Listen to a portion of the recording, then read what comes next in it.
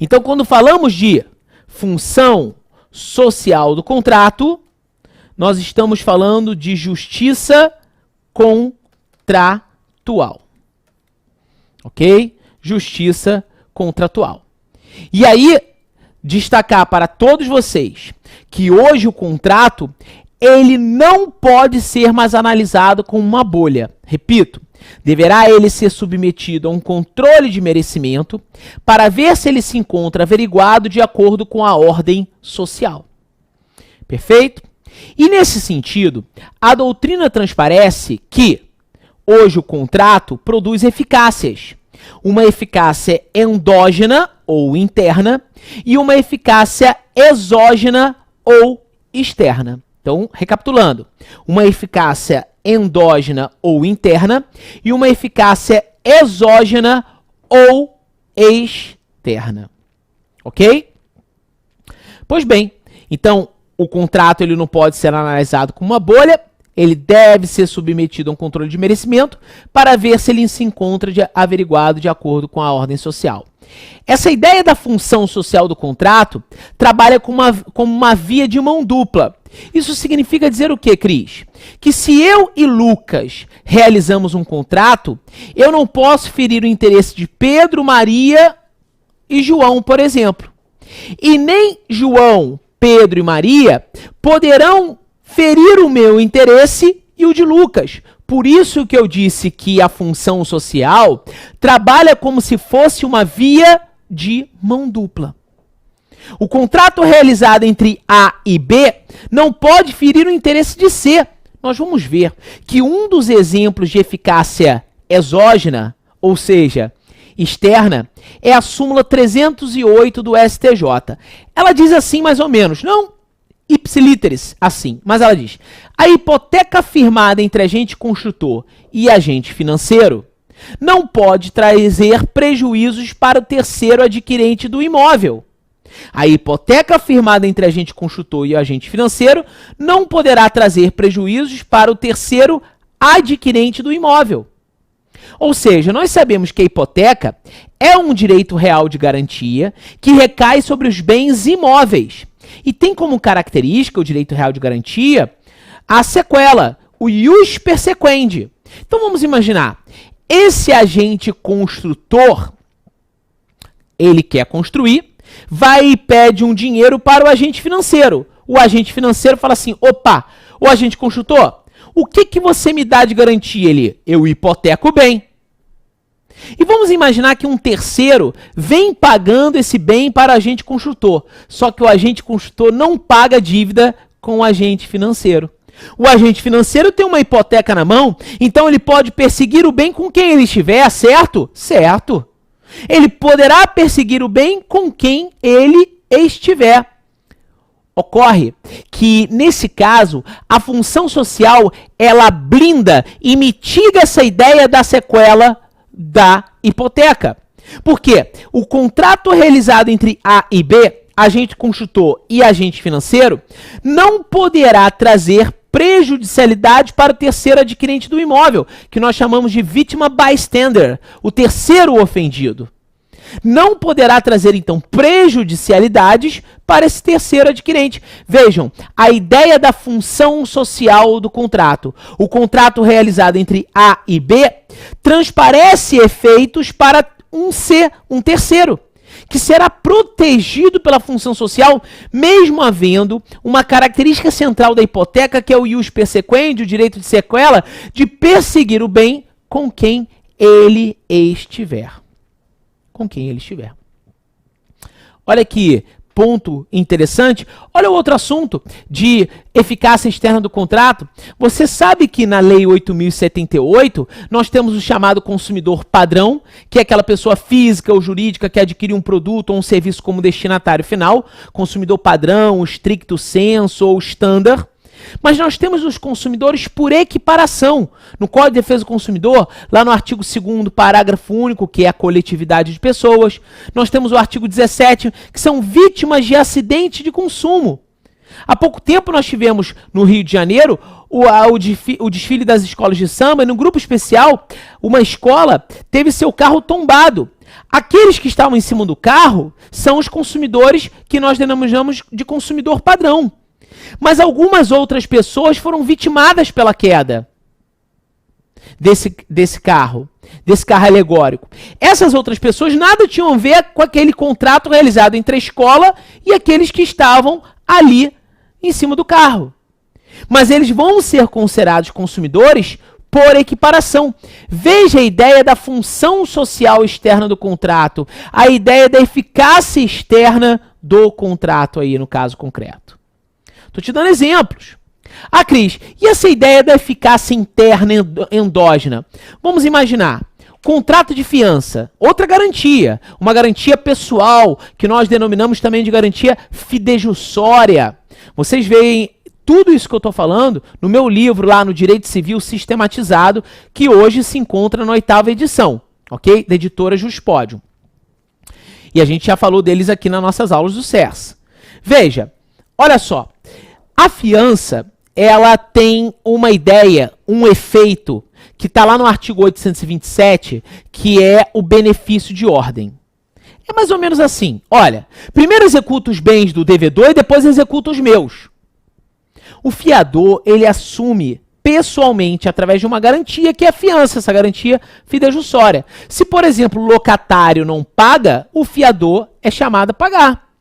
Só que em ato contínuo, no artigo seguinte, no artigo 828 do Código Civil, é dito assim: não aproveita este direito se o fiador renunciou expressamente. Deixa eu te dizer uma coisa.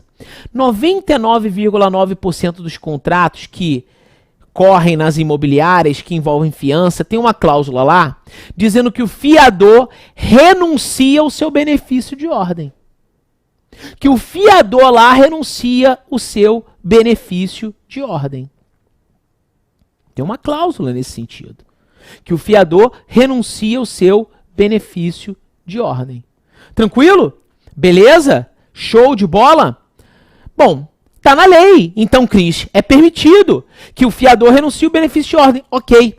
Mas isso sempre que um contrato é um contrato paritário, em que as partes estão em pé de igualdade. Na sua apostila aqui no nosso projeto Começando do Zero em Direito Civil, você tem o que é contrato paritário, o que é contrato de adesão, unilateral, bilateral, todas aquelas classificações do contrato, eu coloquei para vocês aí.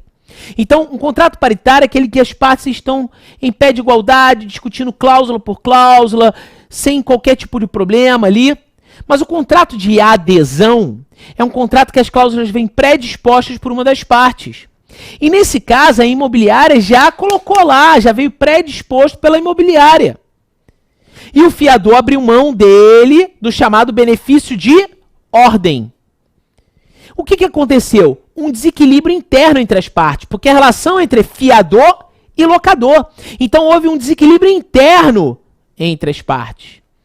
Esse desequilíbrio interno, ele fere a função social interna do contrato. E vamos lembrar, o que é a ideia da função social? Uma justiça contratual, um equilíbrio contratual. Essa é a ideia, porque as partes, apesar de ter liberdade de contratar, a liberdade contratual das partes, ela é limitada. Limitada por quem? Pela função social. Pela função social. Então você tem que ficar ligado, você tem que ficar focado nisso, justamente porque se trata de algo extremamente atual, não é novo, mas é sempre atual, porque nós realizamos contratos no nosso cotidiano e sempre devemos visar a função social desse contrato. Sempre devemos visar a função social desse contrato. Veja, olha aqui. Se um contrato é realizado entre as partes e por um motivo extraordinário e imprevisível há um desequilíbrio entre as partes, aquela parte lesada poderá alegar, por exemplo, uma teoria da imprevisão, se houver a onerosidade excessiva. A teoria da imprevisão, ela mitiga, por exemplo, o instituto da pacta sunt servanda, que é a força obrigatória do negócio. Mas esse instituto da teoria da imprevisão está intimamente ligado a ideia central do quê? Do que, Cris? Da função social. Da ideia da função social. Lá no meu site, no cristianosobral.com.br, você tem diversos julgados, diversos materiais que são referentes a esse tema que eu estou trabalhando na aula de hoje com vocês aqui no Começando do Zero. Tá? Beleza? Então, a teoria da imprevisão, ela traz um tom de função social. Por quê? Num contrato em que há um fato extraordinário, imprevisível, que acarrete onerosidade excessiva para uma das partes, vantagem exagerada para outra, poderá a parte lesada requerer uma resolução, extinção ou mesmo a revisão do contrato, tendo em vista a função social para trazer o equilíbrio. Então, dentro da função social, eu falei com vocês aqui da eficácia interna e externa, dei exemplos, mas eu também posso falar aqui do princípio da pacta sunt servanda, que pode ser uma questão de prova, ou na prática da sua advocacia, por exemplo, você está diante de um contrato que foi assinado pelo seu cliente e a parte ré, que você entrou com uma ação, por exemplo, revisional ou uma de modificação de cláusula, ela diz assim, opa, meu irmão, você assinou o contrato, pacta sunt servanda. O que significa pacta sunt servanda? Força obrigatória do contrato. Mas eu vou escravizar, chibata, voltando às épocas terríveis da vida, eu vou escravizar a parte a cumprir um contrato se esse contrato ele é um contrato desequilibrado? Ah, mas a pacta sunt servanda, professor? E daí a pacta sunt servanda? Se o contrato não é dotado de função social, não há de se falar de pacta sunt servanda. Eu só posso fazer um cumprimento forçado de um contrato se esse contrato tiver função social. Ponto final. Se um contrato não é dotado de função social, eu não posso falar de pacta sunt servanda. Eu não vou poder falar de pacta sunt servanda. Outro ponto que poderia cair em provas também para vocês é o princípio da conservação do negócio jurídico. Princípio da conservação do contrato, princípio da conservação do negócio jurídico. Tá? São pontos aí relevantes.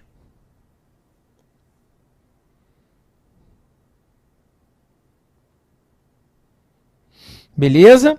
Pontos que valem a pena você falar e trabalhar.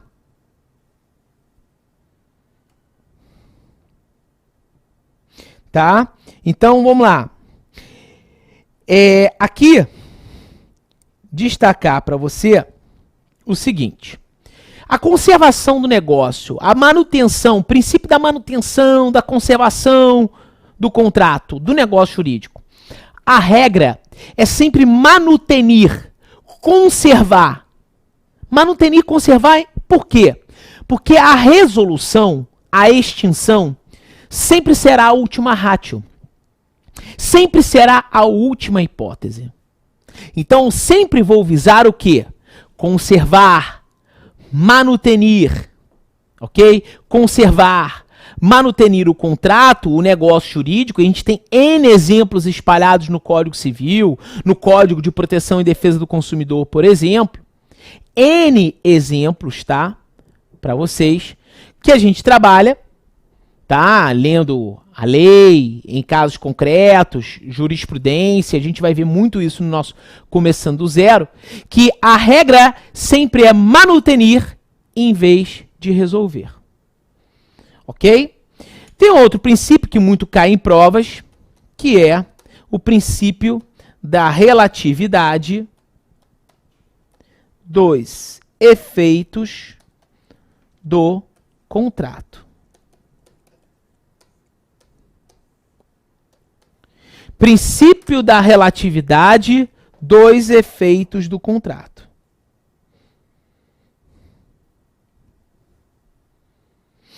Tá?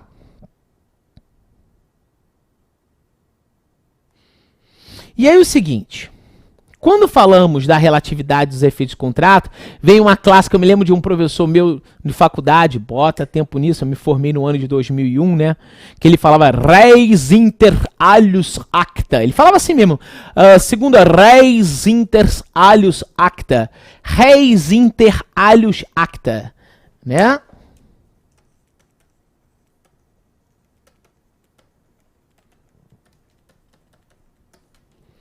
Que significa relatividade dos efeitos do contrato. Esse princípio destaca que o contrato somente gera efeitos entre as partes.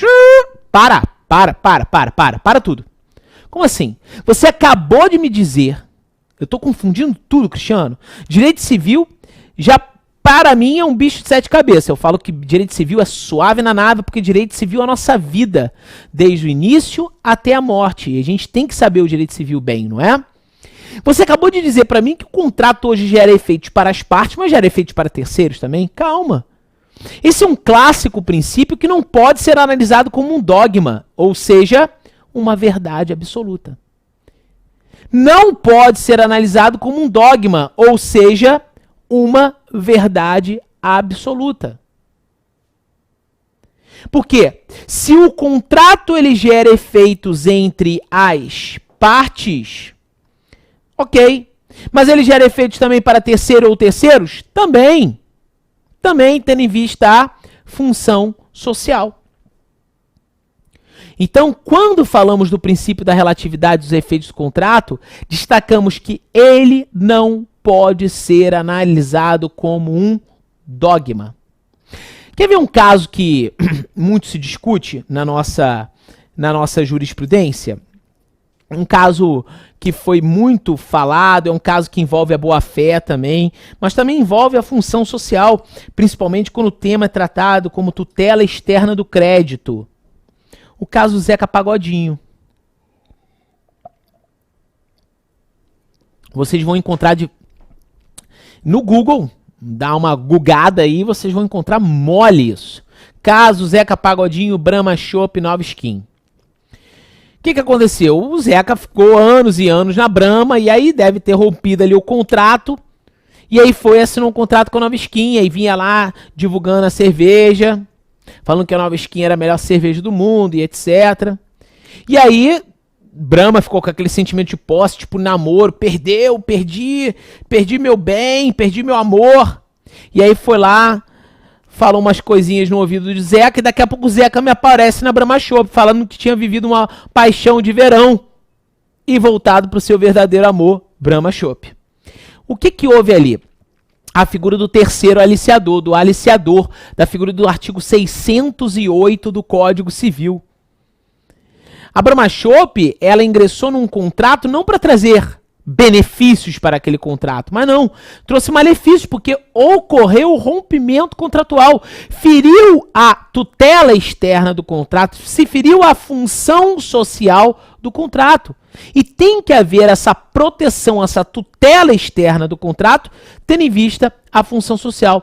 Existe vasto tema nos enunciados do Conselho de Justiça Federal, cito aí para vocês darem uma olhada, a partir do enunciado de número 21 do primeiro encontro do Conselho de Justiça Federal, nós temos 7 jornadas de direito civil, ou seja, 7 encontros no Conselho de Justiça Federal, em que vários professores, grandes autoridades no tema do direito civil, eles debatem alguns artigos, tá?